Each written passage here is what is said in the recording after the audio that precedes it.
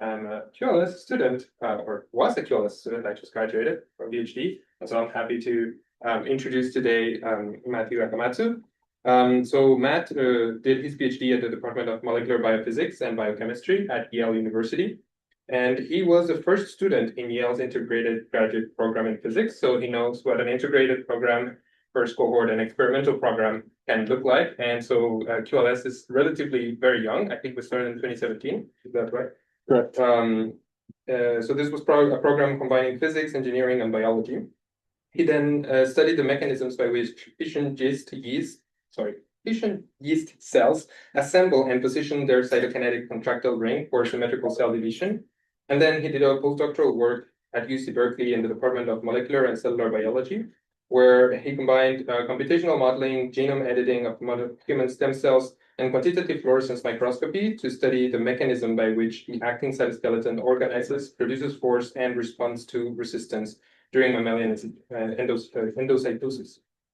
He opened his lab at the University of Washington in June 2022, so that's close to Seattle. For those who did not know where that was, I did.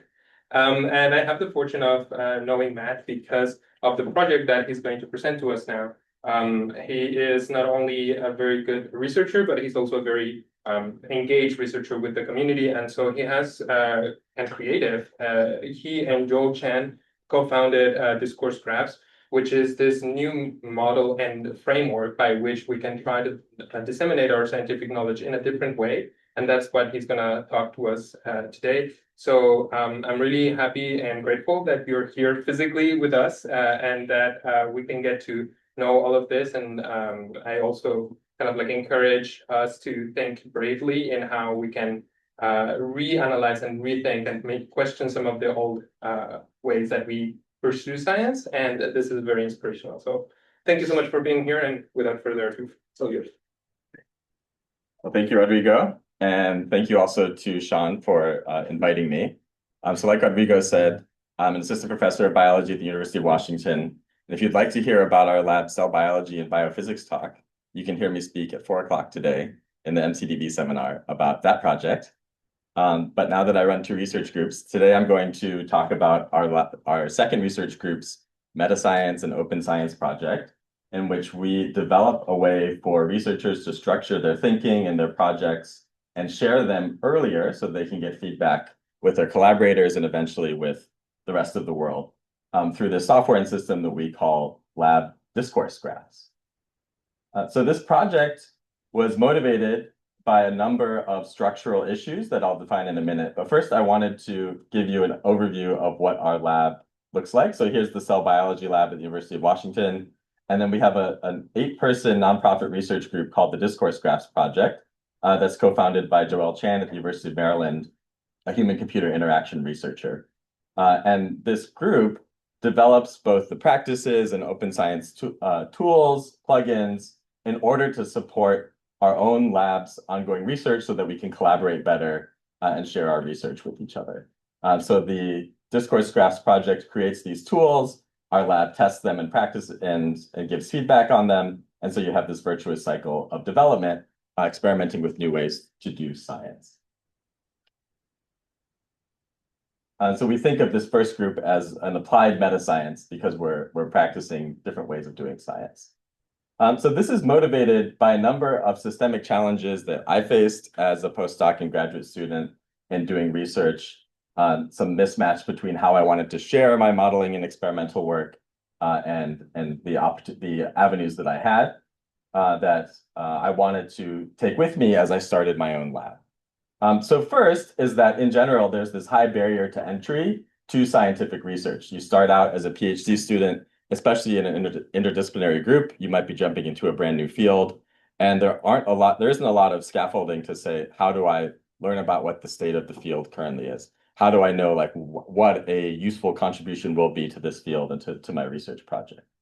And this also has implications for our identity as scientists. So some social science research done in Seattle has suggested that one of the factors that leads to trainees start to consider themselves practicing researchers is when they create and contribute a piece of research that somebody else in the field can build on and use. And right now, our only option for contributing this piece of research is as a long form preprint or paper, which in biology especially is taking longer and longer. And it's not until the end of our PhD or even later that we get this experience of having other people build off of our work. And this, in my experience, has skewed both training outcomes and sort of our own identity as when we start to call ourselves scientists. And more practically, since all of us are practicing researchers, there's this big gap from when you are at the bench, when you're at your computer collecting data, and then at some point somebody says, let's make a figure for a publication, or let's write this up into a manuscript. And there isn't a lot of information aside from like osmosis from your mentor or from other people who've written these papers about what the process is. Like, what is the substructure that lets you go from I have some data that I've collected to I have a scientific story. There's an argument I'm trying to make in this figure, in this manuscript, in this talk that originated from my data. But there's a lot of missing pieces, particularly in collaborative projects, that make this process much more of a like osmosis sort of mysterious process. And then longer term, some of the current ways that we publish and share our research are under increasing amounts of pressure because of AI. One great example of this is in a field, machine learning field, the International Conference on Learning Representations, which had some quantitative metrics about to what extent for these conference papers that people were submitting and reviewing were those manuscripts generated entirely by AI or otherwise. So it came to light that this is sort of mid-late last year that some of the top submissions to these conference papers ended up being entirely AI generated, and even one of the reviews themselves were entirely AI generated in the way that weren't substantial at all. There's this sort of fabricated things that once you start reading them don't make any sense. So this says we are entering an era where it's increasingly important to distinguish real science from statistical gibberish, or if people are using AI, like how to properly show the provenance for that.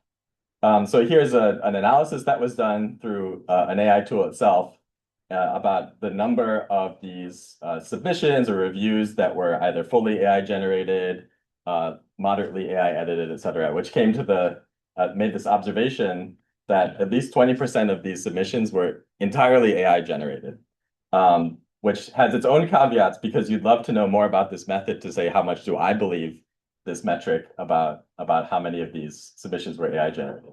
But it speaks to changes we might want to make to scientific publishing itself so that those of us who are putting in the hard work and doing the intellectual work are not sort of drowned out by people who are submitting completely AI generated sort of low quality research. And increasingly so that AIs that do have genuine contributions to make to the field are also part of it. So how do we complement this current sort of narrative PDF-based way of sharing our research with a data structure that makes it clearer for how you can contribute individual pieces of your research to an ongoing collaboration or to the field? So our goal with this project is to decouple the overall research process into modular pieces that each can be reused, cited, and synthesized. So it looks like this. We're going to decompose the scientific arguments we make in our papers and in our talks into their atomic elements, questions, claims, and evidence, and tie them into a graph where you can individually reuse and build upon each node in the graph. This comes from two sort of lines of inquiry. One is from a science philosopher named Stephen Toulmin, who helped to identify some of the structure of scientific arguments and treat science less as a series of monolithic truths that you say, well, that one's proven, that one's not, and instead a series of claims that are supported by more or fewer lines of evidence. So the textbook has the best claims about how the natural world or about how the cytoskeleton works, but those claims change over time as you gather more or less evidence. And I think our main role as practicing scientists is to gather really strong evidence to support one claim or a new claim. And so this is part of a 5+ year collaboration between Joel Chan and me that started in the pandemic, motivated by this desire to be able to decentralize our lab a little bit more and build plugins that are genuinely useful to researchers as they're trying to make sense of their project. That also happens to include this more grassroots graph-based structure for sharing research to make interdisciplinary collaborations with lower friction. So we created discourse graphs as both an information model and a series of plugins that allow for interoperable knowledge exchange. What does the discourse graph information model look like? It has questions, claims, evidence, and the source. A question is the unknown that you would like to make known through the course of your research project. There's probably one or more competing claims about what the answer might be or what people think the answer might be to that question. There's probably not complete consensus on what that answer is. That's motivating why you're investing in your research project. And so that claim eventually will be supported by one or more discrete pieces of evidence. That's like an observation or a result with like a single outcome. And each of those is grounded in either a single experiment or study or simulation that you did, or from the published literature, it's grounded in a single published article. So the experiment grounds the evidence supports or opposes a given claim. And you've probably had the experience where you wanted to make a strong claim and you realized, oh, I should probably do this other experiment to shore it up. And so there's this loop where an incomplete claim motivates you to do another experiment. Or alternatively, you could request that experiment be done by somebody else in the lab or you in several months, something like that. So this is a sort of modular way to think about the research process as we're naturally doing it. And by making it explicit, it might be easier for different people in the same lab or different labs to work on a shared research project. Okay, so what is an example of this question, claim, and evidence structure? Let's say we had a question of like, what is the land speed of an animal, or like, what is the fastest land animal? You could claim that cheetahs are the fastest land animal, but you would really like some sort of rigorous measurement to back up your claim. And the most measurements that are reported on the internet or on AI cite a National Geographic article, which cites a video cam footage of a cheetah. So not very high quality evidence. But luckily, there was a researcher who published essentially like a single table paper in which he reported a rigorous measurement of the land speed of a cheetah. And so the way this paper reads, he reports how in 1965, he had a Jeep and he tacked a piece of raw meat onto the back of the Jeep. And he had a stopwatch and a track of a defined length. And he had this cheetah chase the Jeep 3 times and he used a stopwatch to measure the speed of the cheetah. And the methods has all of the context you would want to know about, so you can calibrate how much you trust this measurement. It says, the wind was lightly blowing, like there was a little bit of dust in the air. And, at the time, the first author was an athletics coach, so was very well practiced in using this, particular stopwatch. And so you use that observation plus that methods context to have this single piece of evidence that can support your ongoing claim that cheetahs are the fastest land animal. And what I like about this structure is that if somebody else wants to make a different claim that says, no, I think zebras are the fastest land animal, it encourages them to bring evidence that's at least as strong as what you brought, so that you can have discourse. You can talk about your competing claims and base it off of this hard evidence where you can really trace down to the actual method and the observation to have an evidence-grounded debate. I'll give you a second example that's more about active research. What is the structure of DNA?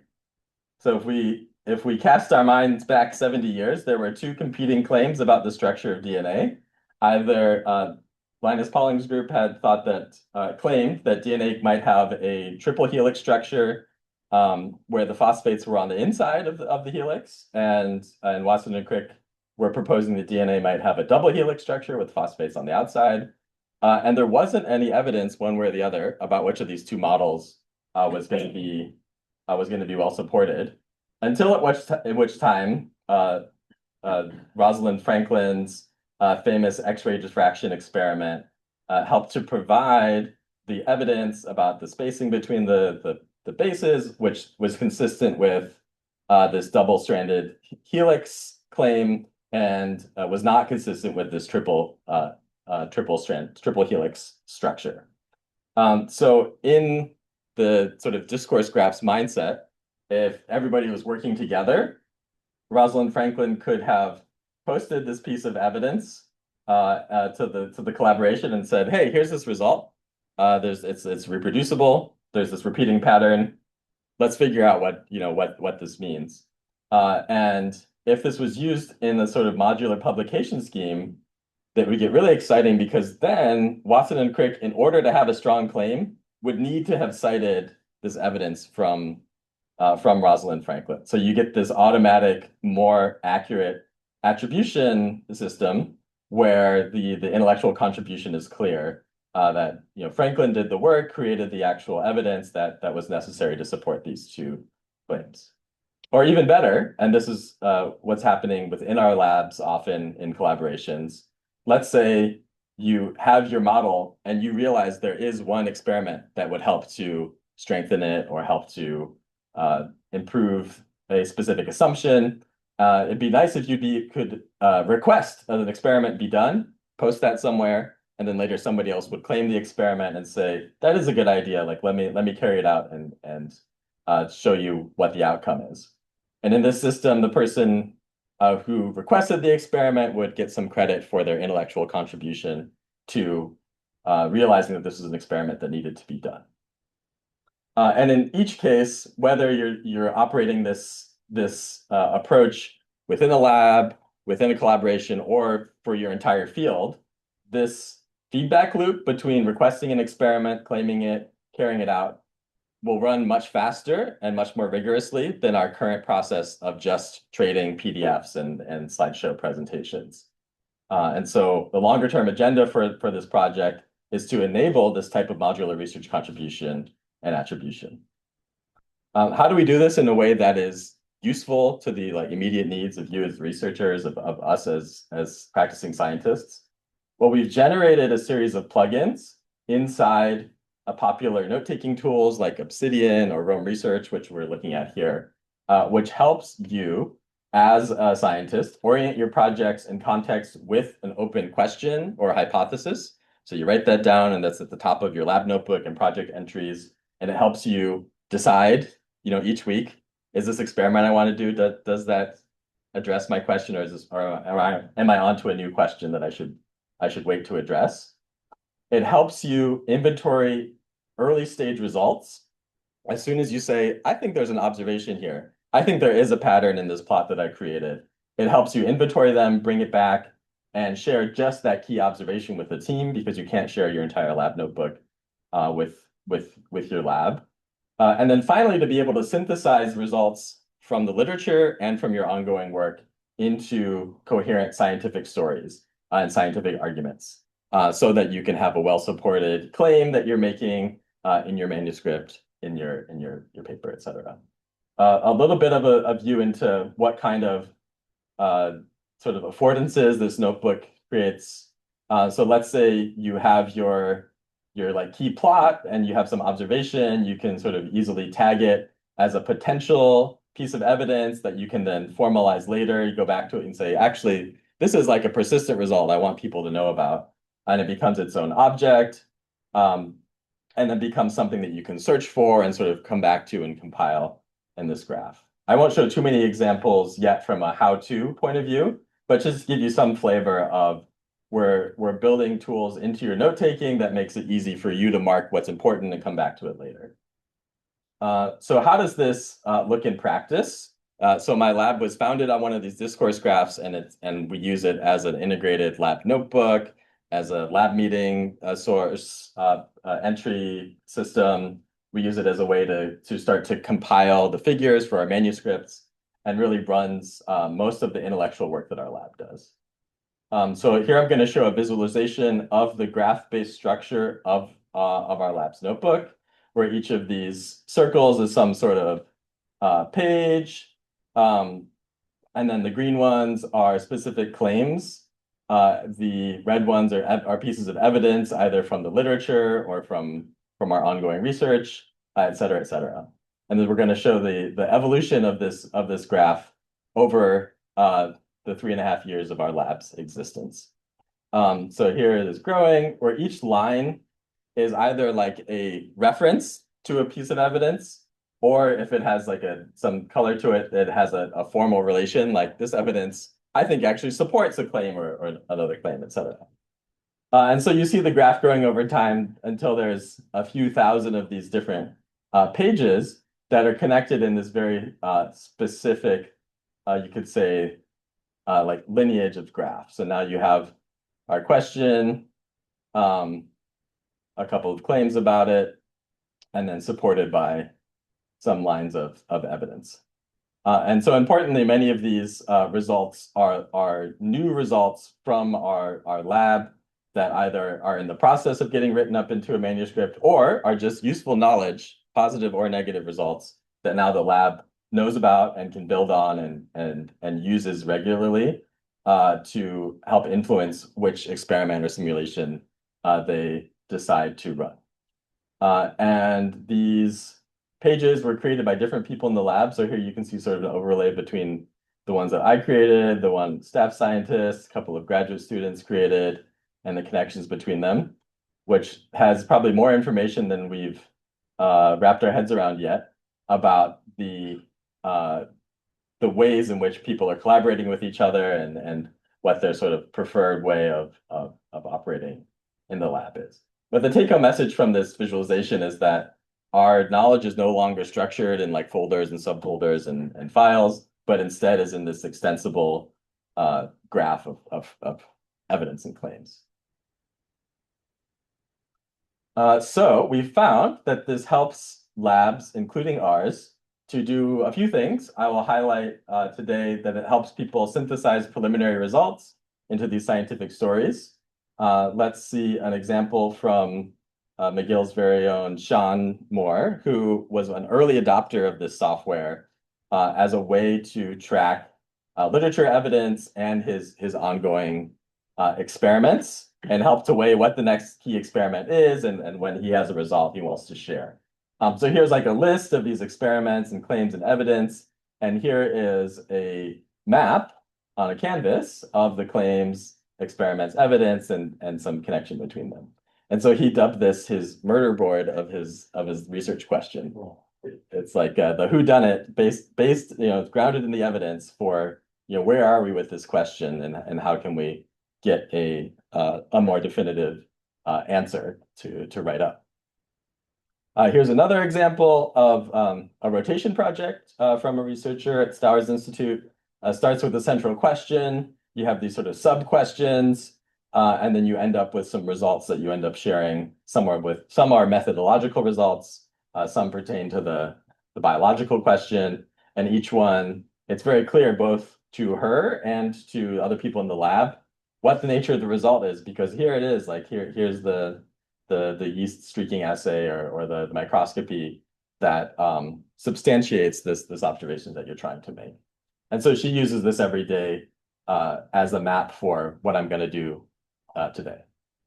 And then when it's time to tell a wider audience about your story, if you can't convince them to read your graph or to read individual results, even though our long-term goal is to make that possible, this also demystifies the process of compiling your manuscript figures, because the question is the motivating thing for the whole figure. On average, each figure has one claim that you're trying to make, and in addition to some setup illustrations and whatnot, each panel is one result, is like that piece of evidence that you're using to build your case that I have a strong claim. And inevitably, when you start compiling your figure this way, you see gaps that motivate you to either repeat some experiments or to do a couple more experiments, or use it as a provocation to other people in your lab or your PI to say, is this, I think we need this extra panel. Do you agree? And it puts everybody on the same page much more readily and earlier than when you're formalizing it at, in a later stage slideshow manuscript, etc. And what I'm really excited about is that our lab now exchanges requested experiments and analyses between each other, sometimes without my intervention at all, particularly between grad students and undergraduates, to enable this sort of self-organizing research collaboration. Let me show an example. So we had a postbac student who was documenting an analysis that he was doing for a collaboration we had with the Allen Institute for Cell Science, and started the analysis and eventually said, this is not within my interest to do right now, but it would be important for somebody to quantify, whether we can justifiably consider these to be two different clusters of data. And so he stores this as an issue, which is essentially like a requested experiment for later. And Marc-Antoine is on the Discourse Graphs team and builds some of the back end for us. Happens to live in Montreal. And so this is a requested experiment that we store in a dashboard that new undergrads could look at if they're looking for a way to contribute to a project from the get-go. So they can peruse, they can open each one up and say, which of these analysis projects is relevant to me. You get some extra context about it. You can claim it, and it becomes your lab notebook entry. You say, this sounds good. I'd like to claim this. Now I have a notebook where I can say, okay, here's my experimental log. I've decided to work on this. Let's see what happens if I can get to the end of this analysis and make an observation. So eventually, this undergraduate student carried out the analysis and came to me with this completed plot that basically had the result. So let's scroll ahead. So essentially, there's this one result that shows that essentially the current data cannot justifiably be clustered into multiple groups. And that's a single result that's important for the rest of the lab to understand. And what I loved about this example was that this was the stage at which I learned about the project in a substantial way. After he had already claimed the analysis, carried it out, found who he wanted to talk to, got mentorship from that postbac student, read the relevant literature, and then said, "Hey, so here's what I've been working on," and I could trace back why he did it, and that could be the entire sub project. He can move on to something else because now he shared something important with the lab. So he contributed this discrete citable result. He found peer mentorship, and he completed an analysis requested by another lab member. And so this is now a great way for brand new researchers, whether they're rotation students or undergraduates, to find something useful to do in the lab, make an authentic research contribution immediately. So we've quantified a little bit how fast undergraduate researchers do make authentic contributions in the lab. Here's what that plot looks like, where day 0 is when they join the lab. This is the first time they claim their experiment, the first plot that they've created, and then the first result that they've created, which is essentially the completion of that experiment. And so this time scale goes from 1 to a few months. And these are often undergraduates who have never done research before. And we argue that they're making an authentic research contribution that soon, and they're much more engaged because they feel like they're practicing scientists. Here's some indication that there is regular exchange between people in the lab of these questions, claims, and evidence. Here's a visualization in which each line represents one citation or reference of one person's question by another person. So a question, claim, or evidence. So this is from me to somebody else in the lab or between two people in the lab that evolves over time. So you can see the complete assembly of this connection diagram between each person in the lab, including these sort of support and opposing relationships. So this shows how interconnected our lab's research is, and that people are able to build off of each other's questions, claims, and evidence in real time. Here's another visualization, in this case, of this process from this requested experiment being created, it being claimed by somebody else in the lab, if it's a blue line, and then leads to a result, showing that there's quite a bit of this exchange where one person says it'd be a good idea if somebody did this, somebody else picks it up and then completes it.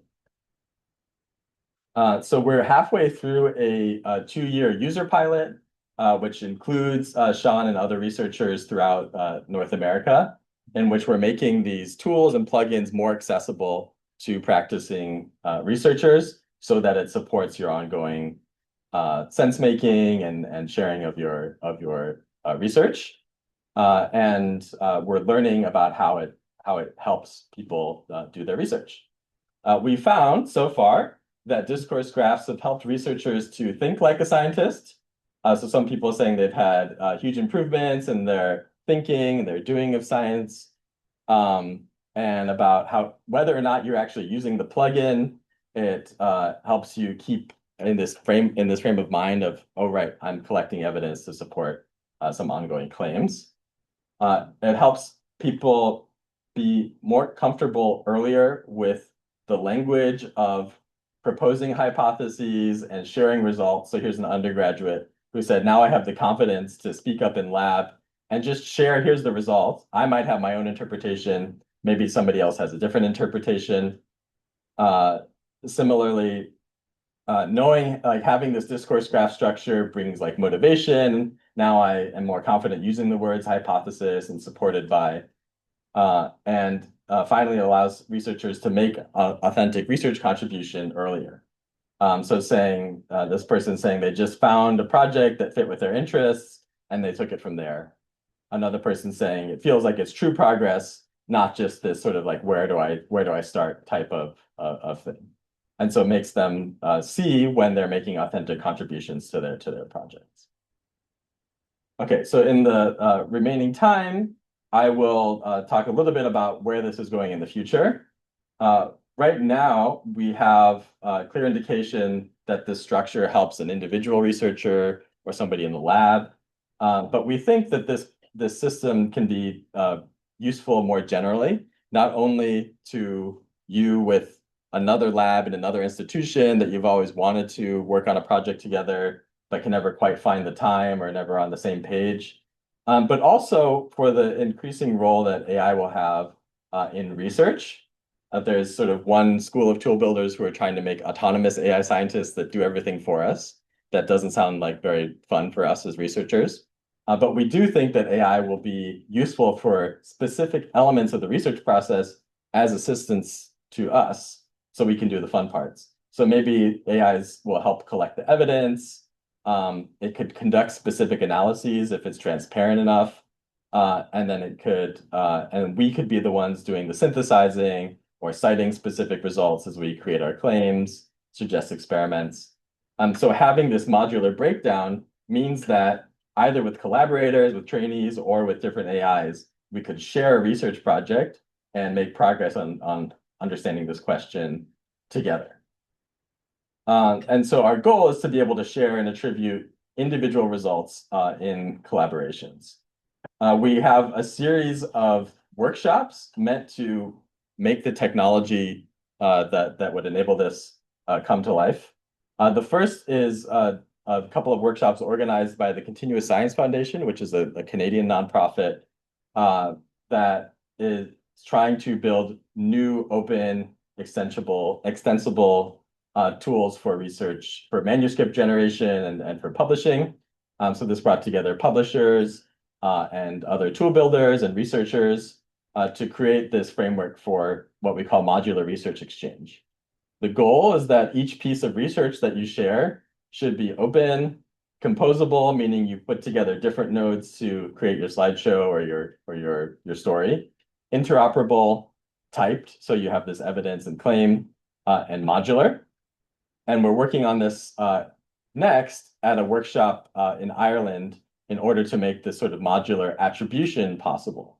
Because our theory is that once it's possible to be recognized for individual results that you share, then that will motivate people to share their results earlier and more widely and with more researchers in a way that's complementary to our current paper-based publication system. So in summary, we found that discourse graphs provide scaffolding for us as researchers to compile our research stories and arguments by building specific pieces of evidence that support claims that end up becoming figures for our manuscript, helping us to be more rigorous and more collaborative in our research. It allows trainees, and you could argue even AIs too, to have this scaffolded approach to doing research so that they can make contributions earlier and in a more targeted way. And that overall, these discourse graphs enable collaborative and extensible research practices by giving a sort of common substrate where you and somebody else in your lab or you and an AI can communicate from shared pieces of evidence to make various claims about how your favorite natural process works. Thank you. Be happy to take questions. Top question. Can you go back? At first, I would like to ask, what is this software used for presentation? This is Rome Research. So this is one of the two graph-based note-taking apps from which we build our plugins. So Rome Research and Obsidian are basically two alternatives to like OneNote or Google Docs or something, where each page is connected to each other in this bidirectional manner so that it's more associative the way that your mind works. Okay. And then we add in these elements so that you can go back and find the relevant information. This is very interesting. And I would like to go up a bit. Here. For that figure, is this one figure or it's a video? This is a visualization. Several figures together, I mean, or you made a video and inserted into the software. Yeah, I mean, this is a great object lesson where this result no longer fits in a print PDF, right? So this this observation is substantiated by this GIF, right? Which is a basically time-lapse video. Unless we put it in a paper, I don't intend to make a static representation of it. Instead, it's like a single object on GitHub with the observation and the evidence. This is something that I skipped over. The way that I prefer to be sharing our results about this project are like evidence by evidence. So I have like the lab notebook entry. You can sort of become this persistent page that you can connect in your own local graph. But now I just share each result individually. Right now on GitHub, but eventually it'll be on a dedicated platform. And we reference that on Blue Sky with the hope that somebody who's trying to make an argument about how open science works just cites this single piece of evidence with as a data object. Do you have YouTube channel to teach people how to use it? Yes, we actually have somebody we've hired somebody whose dedicated role is to help onboarding. Okay. Sean is also one of our best onboarders. What's the name? What's the name of the channel? So if you go to discoursegraphs.com, okay. There also is a QR code to this presentation. So you can peruse this at your own leisure and see the extra links. We are in the process of making more accessible YouTube channels and onboarding materials. That doesn't work. Doesn't work? No. Okay. No. Well, there's a QR code that work. I'll substitute that in a second then. Or I'll send a link to it in Zoom. How about that? And so yeah, Sean will be your best point of contact, and we're building the right resources. I don't know if it was next. What is this thing you are using? That's the trackpad. The best presentation I've ever seen. Thank you. Yeah, what's that? Yeah, it's just an Apple trackpad. Apple trackpad? Okay, thank you. Just controlling my mouse this way. Matthew, we have a question from Alex Baldwin online. Use it, right? Use the MacBook with it, right? Exactly. Okay, thank you. Yeah, question. Hello, can you hear me? Yes. Yes. Okay, perfect. I have three quick questions. One is, you mentioned being in the piloting phase. I see that you have plugins, I think, already available online. So the first question was whether it's generally available now for people to begin using. Then the second question is whether that graph can support claims that are dependent on other claims, so sort of nested claims, and also whether you can indicate the strength of the claim evidence relationship. Is something sort of a necessary because of some evidence, or it just sort of indicates something? And then the last question is, when you have that sort of shared graph at the lab level, I've done stuff a bit like this myself. I'm really glad that you have this software because it will actually make it way, way easier. But do you worry about compromising the training of students by sort of giving them already the digested version of the literature as opposed to them having to sort of create their own system of organizing it? Yes. Okay. So in order roughly, these plugins are freely available. The one in Obsidian is in beta, and we're about to release it as a general use plugin for anybody in Obsidian, but it is already available. And we're here to help with onboarding as well. The core schema of the sort of questions, claims, and evidence is extensible and flexible. So each lab ends up making their own variation where they say, actually, I want to make a subclaim, or there's some other, I want to make a protocol, and that's all possible. And we're keeping the minimal schema as something you could communicate with other labs over. You can informally rate the strength of the evidence in the claim, which right now only lives within the graph, but Marc-Antoine is making it possible to have that be like a general assertion that you can make, and it's yet to be seen how widely people will pick that up, but it is technically possible already.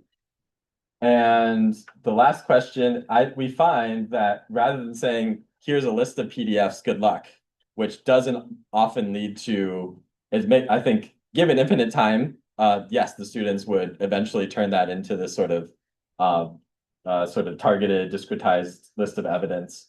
But having the scaffolding is also a signal for what is important to the lab, so they can get up to speed and they can now start contributing evidence that's new or adding context to existing evidence. I find that for most students, having this additional structure really helps direct them to where they can make an authentic contribution. And I think that's very complementary to you're off on your own kind of approach that is serving more students. Yeah. And available and open source. And it's open source. Yeah, this is such a cool system. Like it's such an interesting talk, and I have so many questions that I could ask. The one that I guess is specific to what I do. So I really like the question, claim, evidence structure. I'm someone who also does a lot of method development. So I was wondering how the system can be extended for like where it doesn't necessarily fit into that hierarchy, but it does eventually lead back to a structure like that. Yeah, so we often have people who create their own sort of method or protocol node, as we call it, and you end up referencing it multiple times and say, I'm using this method to do this or that. In terms of communicating the method to the scientific field, we find that the most effective way to do so is to make an argument about the utility of the method, right? So your figure ends up being, I benchmarked it, and it's like X fast or like, works for these data sets. And so that is a piece of evidence. It just happens to use the method, and I think helps to calibrate how you can make the case that this method is unique, useful, that kind of thing. Thank you. Yes. So in your talk, you're referencing a lot of the use of this method as sort of a alternative or pathway towards writing papers, which I think is like a system that could be improved. But another system in the academic field that kind of has some improvements that could also be made as a grant submission and how grants are evaluated? And do you think this method where you're more of a map and less of a defined like page limit of communicating why your question is a good question to be exploring could be adopted? Yes. Yeah, there are a few places in which this has been useful for writing proposals. One is when I'm writing proposals for this open science work. And in the introduction, I make a few claims about this is being used for X, Y, and Z. And now I can cite these individual like examples and observations to substantiate those claims. And it similarly, like the default like format is like this narrative, which is like fun to, or easy to read for the reader for a grant. But there are plenty of experiments that for like more modular proposal writing and grant making. One is from Homeworld Collective, who is our like fiscal sponsor entity that does granting for biotech related to climate. And so they post these proposals of like problems that they think need to be addressed. Like we need to have a microbe that like eats certain kind of minerals or something. And people will propose something and then they'll like sort of fund them on this more micro scale. And so an ongoing experiment is to let them like reuse and cite those pieces through this graph structure. Yeah, as a frequent proposal writer, I would certainly prefer to have this be the way that we share our work. In both cases, like as the reader, it's still like the most pleasing to have this narrative set out for you, but increasingly it's possible for an AI to help like craft a narrative personally for you, or to like pull in pieces, or to have the same like its shared context or introduction that would be a great alternative to the way that we're doing it now. Yeah. I've never used any of these graph note-taking things, but I think I've been wanting something like that for a while, so that's very exciting. But when you look at your lab's graph, it is unbelievably overwhelming for someone that's uninitiated to it at all. Yeah. How do you interface with that to be able to find what is the most relevant and important, like what is already well supported versus has absolutely no evidence so far? Like, how do you organize yourself through that? Yeah, essentially we create these dashboards, which are like sorted lists of like, here are the key claims that have a lot of traction in the lab. Or often I, as the PI, will curate several of them and say, why don't you start here and then like go down a few rabbit holes to see where it goes. So it's this these targeted queries which become the dashboards, plus this curation step that is meant to make it so that a person new to the lab only has to look at a small piece and at their own sort of interest can go down various rabbit holes. But we spend a lot of time making it so that there's, you know, like clear shortcuts and dashboards and which I could pull up on behalf of our lab if there's interest in that. Yeah. So very interesting the technology. I think there's some applications for helping with reproducibility. Yeah. Science, right? So if you can link your, I guess, your experiment you're playing to actual raw data, and then you can track it directly to that. Is it something you're looking at, especially doing? There's also some challenging with like data management, like having like protected, modified, or anything. Yeah, and so from like the information point of view, we have several examples in our lab now where one piece of evidence reproduces another. So that's like a customization that we created where we found that there was no change in like the length of endocytosis on the two surfaces of this cell. That reproduces a result from 2018 in a different system with a different, you know, method. So now we see them as strengthening each other. And they, at the very least, are linked to the underlying methods, information, and data set, which often is sufficient at this stage, at this level of, you know, it has this like result been observed by multiple labs who are each doing it slightly differently.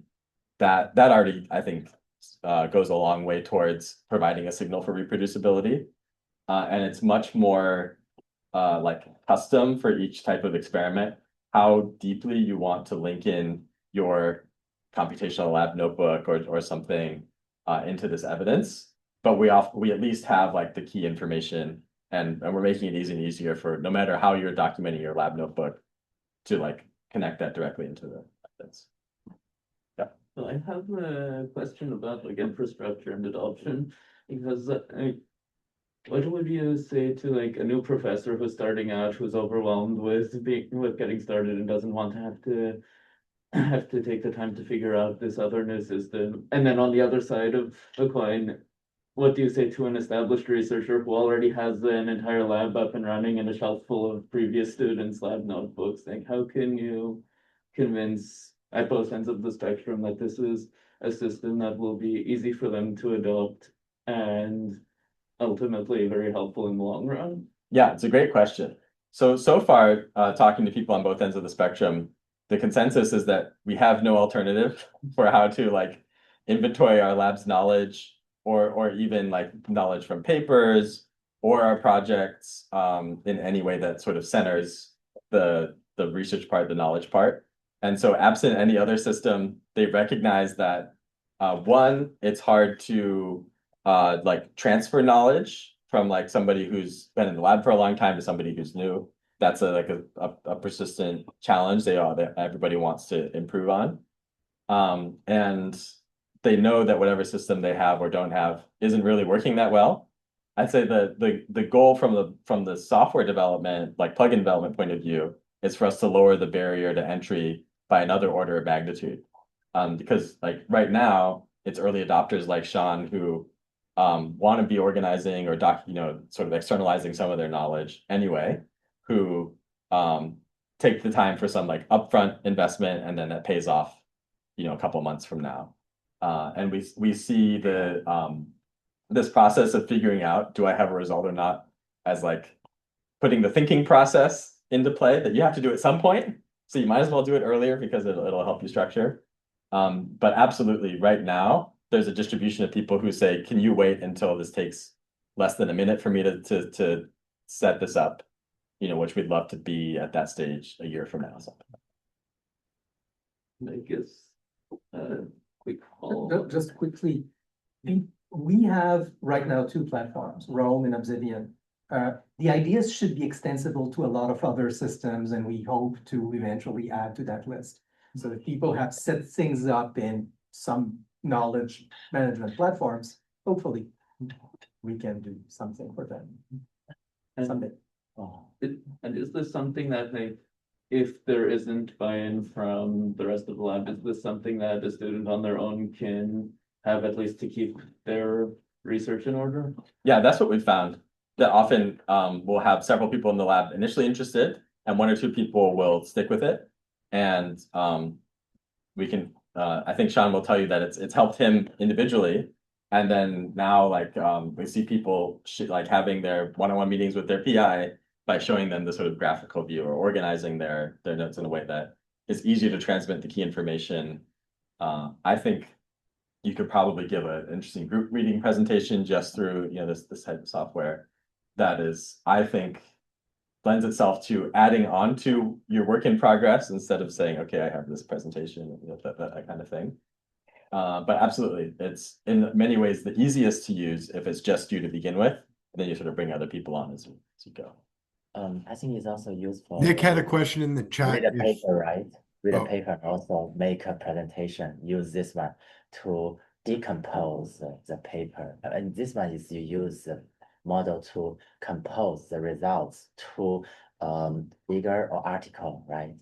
Yeah, and the initial use case was to decompose from a PDF, take out the specific pieces of evidence, say like how strong are they individually. This is what we do in my undergraduate classes as well. And there's some AIs. Yeah, another question from the. Yeah, Nick, can you read out your question, please, from the chat? And then Alex, if you could read out your follow-up once Nick has asked his. Oh, did we lose Nick? So Nick says he's on a noisy bus, so he shouldn't read out his question, but I can read out his question and Thanks, mine Alex. because they're related. So Nick asks, what platforms are you planning on expanding Discourse graphs as a plugin for, as in beyond Rome and Obsidian? And then my related question is, of the 2 existing plugins, Rome and Obsidian, is one of them more mature or complete than the other if someone was going to start from 0? Yes. So we've been working on the Rome plugin for quite a bit longer. And so it has more features, but I would argue that the Obsidian plugin is much simpler because we made all these decisions about what's essential. And Obsidian itself is just a series of markdown files that we're adding extra functionality to. So I think there's a lot of appeal if you're intending to do this for your own research, to start with Obsidian. Rome is great for real-time collaboration because different people can add to this document like a Google Doc. And we're just beginning to make that Marc-Antoine is beginning to make that possible in Obsidian too. So different people sharing, pushing and pulling pages between different Obsidian plugins. Notion was the third on the list, which has become deprioritized a little bit because they're a little bit more closed than we would like them to be and a little like more organized than we think you should be when you're doing knowledge work. And so what comes after that is still up for debate. There's been user contributions. People have created an Emacs discourse graph system and Tinderbox discourse graph system. Yeah, sure. Yeah, in the era of Cloud Code, people like in a week will create their own instance that we want to bring into the ecosystem piece by piece. Yeah. So when you have like these sort of open experiments to be done, or like the example you gave where there was like data, a question, is it just like a markdown file with like a picture and then you have to reach out to that person and get like the raw data from them? Or is there any way to like embed the raw data so that like the graph has like, or sorry, the lab has, you know, isn't losing data because someone goes off on a job and that you don't know where that data went? Right. I mean, like, so the strategy that we take right now from a pragmatic point of view is that like link to where in our NAS the raw data really lives, or where on like which version on GitHub you should be referencing. So beyond that, we haven't attempted to like have a like all-in-one like environment. That's partly because the types of experiments are so heterogeneous, but I think for a computation first lab, it's totally possible. And this brings to mind that Jupyter notebooks are probably the next type of environment that we'll create. And then it's very appealing to have that, you know, linked to your data, to like be generating the figures as you go, and then to like tag some of them as something you want to make sense of later. So right now we're letting each type of experiment with its own constraints on data sort of link out, but you could totally imagine customizing it so that it's inevitable that you have to include the data. Yeah. I'm guessing this might be more of a property of the underlying platforms, but like, is versioning also built in so that like you have like an official timestamp lab notebook with it, and you can see how it's progressed over time? Yeah. So both of the underlying platforms have this sort of continuous versioning. So for Rome research, you can scroll back and forth to any like second in the history of the lab's creation and say like, what did this result look like, you know, 13 days ago, and who created it, right? And who edited it when. So each of these blocks gives you all that information for free. And so that's part of the like automatic attribution that we really like. No extra like work done by you. Yeah. Oh, can you go up to the very complicated figure? Not this one up. You show the example how one person use it. This example? No, I think this one. This one and the one beside it. Actually, I think for doing this, would this have one problem like, because you know some people may have different preference from where to start, and also when they are in different stage, would it have this problem? People may forget what they did previously after some time. How do you guys solve this issue? Yeah, I think that's the power of having these persistent pages that you can compile in different places. So this result exists as its own page that you can put into different canvases for like, you know, specific lab meeting or for like your like sort of project overview.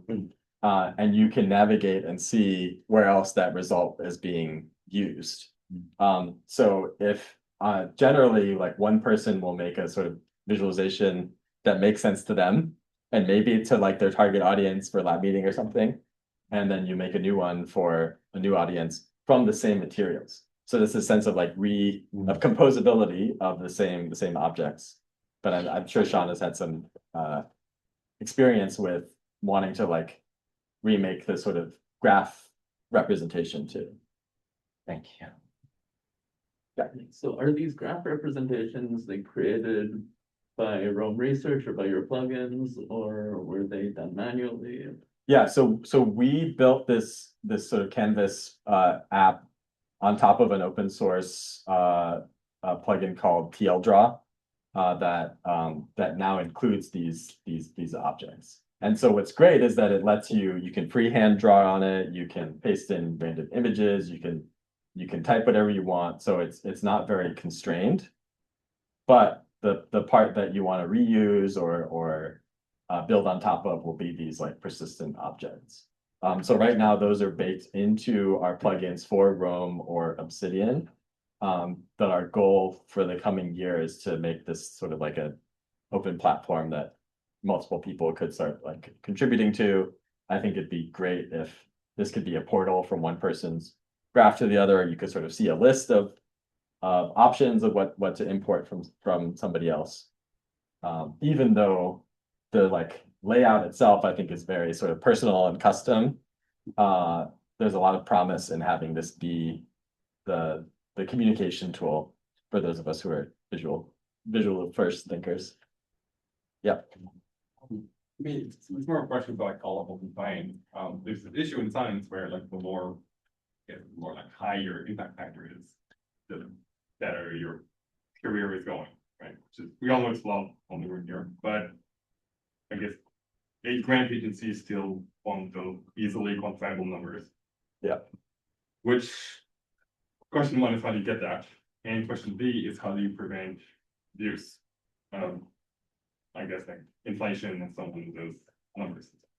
Yes. You get to where the question is. Yeah, like the long-standing social challenges. Yes. From where like the default that we started at was what is the journal's impact factor and like make some sort of quantification off of that. Yes. And some fields, including cell biology, have made some inroads to deprioritizing the number of the journal impact factor because they've made a convincing case that it has very little correlation to quality of the article. So they've started that, and we're trying to take it to the next step. Our goal with this modular research attribution is to have a way that you can see what is the intellectual role that this piece of evidence had in the story of the discovery of CRISPR mechanism or whatever it was. And you can do that either by tracing the supports and referenced by graph, or you can do counterfactual. There's another group trying to say, how strong is the story if you remove this piece of evidence? Like, is it flimsy now? And our goal is to make each of those elements and their importance accessible so that you can make a custom representation. I know people will make quantifications, but our goal is to actually have heterogeneous qualitative dashboards that represents your body of work. And so we have some examples of this with Claude Code. I don't think it's in here. No, I don't think it's here. That basically I plug our lab's graph into Claude Code, and it knows how to like read different nodes and connections between them and say like, what are the recent like results from the lab? Make sure you tell me who did it and when, that kind of thing, and it can do so. So I really like the idea of having personalized narrative documents that you would use for research assessment for a statement. And different funding agencies, different promotion committees could have their own criteria of what's most important and use that as their filtering for what they're shown at the end. So that because I think there are a few genuine needs for a single metric to rank everybody by, even though people love them for the reasons you mentioned. But if there is a convenient way to get a like full representation of the person's research contributions that you can sort of look into based on how much time you have. Where the compilation of that document is helped by AI. I'm optimistic that a lot of agencies will actually would readily use that. And they have, like, the funding agencies, like the philanthropic ones, et cetera, have agreed for a number of years that they would be happy to use something aside from like where on the authorship list of what journal of what paper is there, like, means of assessing what is what counts as good research. They would like to know what the alternatives are. And so that's what we're helping with. Yes. So it's not, kind of sounds, maybe I'm misunderstanding, but ultimately you would want kind of a global version of this document where all scientists can kind of debate and support their different claims and issues and support new evidence. And that's kind of like the new forum, maybe. I don't know if maybe that's taking it too far, but if that is an ambition, like how would that be done? Yeah, so we'd like to have like discourse graphs. Like there probably wouldn't be a graph for cell biology, but there would be some that were populated around like an open research question. And that would, various people would subscribe to a single research question. Do I have the visualization here? No, I don't. And each start like proposing their, the evidence that they have. And then it would get resolved at some point into like a more coherent subgraph. But like one important thing for us is to have these like grassroots networks that are federated with each other, so that you're not forced to say, oh, here's this like one truth that the whole cell biology field agrees on. It's just that we're like assembling them as communities of people who go to this niche workshop or that kind of thing. And eventually for each of those results to be accessible, but like the ongoing like narrative about what is the state of knowledge in this area, you could imagine having these sort of customized textbook entries that pull from various repositories that, so this would be like the like cell biophysics subgroup has decided upon their own standards for what counts as like high quality evidence or something. All of that gets baked in. But this is part of a like multi-decade long project for Marc Antoine to try to have collective intelligence systems that on the internet. I will interject before the discussion continues. I would like to us to thank Matt for a very stimulating talk. That's evidence, or yeah. Everybody has evidence. So thanks a lot. Yeah.